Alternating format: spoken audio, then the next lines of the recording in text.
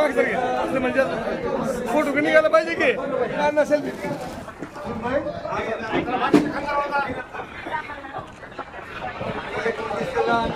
एकोणतीस ऑगस्टच्या जो भव्य मोर्चा आझाद मैदान मुंबई येथे निघणार आहे त्याच्या तयारीसाठी ते इथं आज उस्मानाबाद शहरामध्ये दाखल आहेत.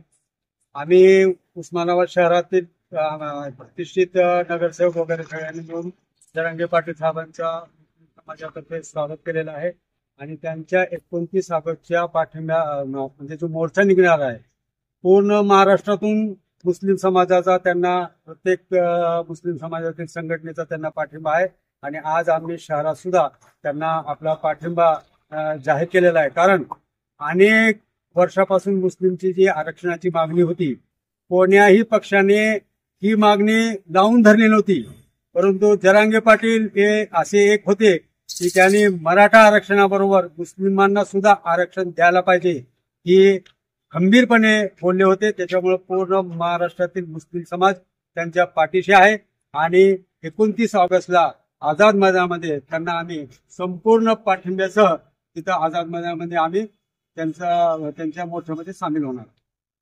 बघा आजची जी मुस्लिम म्हणजे परिस्थिती आहे म्हणजे महाराष्ट्रामध्ये आणि देशामध्ये प्रत्येक घटक आज हा मुस्लिम जे अल्पसंख्याक आहेत त्यांना टार्गेट करण्याचा प्रयत्न करीत आहे.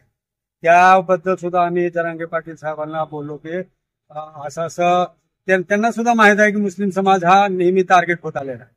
तर त्यांनी आज आम्हाला शब्द दिलाय की तुम्ही असं म्हणजे स्वतःला हे एकटे समजू नका, कुठल्याही बाबतीत मुस्लिम समाजाबद्दल बरोबर मी आपल्या बरोबर आहे असं त्यांनी आज आम्हाला ग्वाही दिलेली आहे.